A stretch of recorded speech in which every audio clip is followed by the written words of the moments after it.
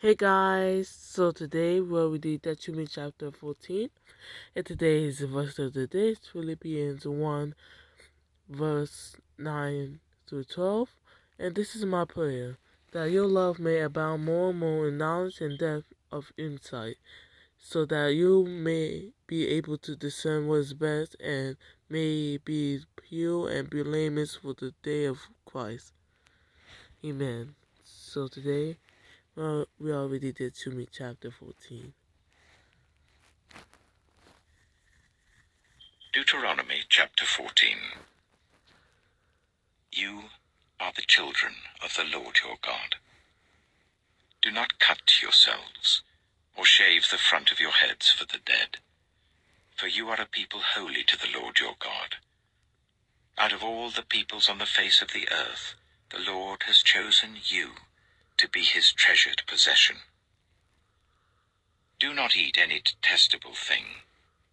These are the animals you may eat: the ox, the sheep, the goat, the deer, the gazelle, the roe deer, the wild goat, the ibex, the antelope, and the mountain sheep. You may eat any animal that has a divided hoof and that chews the cud. However, of those that chew the cud or that have a divided hoof, you may not eat the camel, the hare, or the hyrax. Although they chew the cud, they do not have a divided hoof. They are ceremonially unclean for you. The pig is also unclean. Although it has a divided hoof, it does not chew the cud. You are not to eat their meat or touch their carcasses. Of all the creatures living in the water, you may eat any that has fins and scales. But anything that does not have fins and scales you may not eat. For you it is unclean. You may eat any clean bird, but these you may not eat: the eagle, the vulture, the black vulture, the red kite, the black kite, any kind of falcon, any kind of raven, the horned owl, the screech owl, the gull, any kind of hawk, the little owl, the great owl, the white owl, the desert owl, the osprey, the cormorant, the stork, any kind of heron, the hoopoe, and the bat. All flying insects are unclean to you. Do not eat them.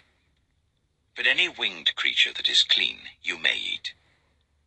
Do not eat anything you find already dead. You may give it to the foreigner residing in any of your towns, and they may eat it, or you may sell it to any other foreigner. But you are a people holy to the Lord your God. Do not cook a young goat in its mother's milk. Be sure to set aside 1/10 of all that your fields produce each year. Eat the tithe of your corn, new wine and olive oil, and the firstborn of your herds and flocks in the presence of the Lord your God, at the place he will choose as a dwelling for his name, so that you may learn to revere the Lord your God always. But if that place is too distant, and you have been blessed by the Lord your God and cannot carry your tithe, because the place where the Lord will choose to put his name is so far away, then exchange your tithe for silver, and take the silver with you and go to the place the Lord your God will choose. Use the silver to buy whatever you like: cattle, sheep, wine, or other fermented drink, or anything you wish. Then you and your household shall eat there in the presence of the Lord your God and rejoice. And do not neglect the Levites living in your towns, for they have no land allotted to them, or any inheritance of their own. At the end of every 3 years, bring all the tithes of that year's produce and store it in your towns, so that the Levites, who have no land allotted to them or any inheritance of their own, and the foreigners, the fatherless, and the widows who live in your towns, may come and eat and be satisfied, and so that the Lord your God may bless you in all the work of your hands. Amen. So that was Deuteronomy Chapter 14. And tomorrow we're going to read Deuteronomy Chapter 15.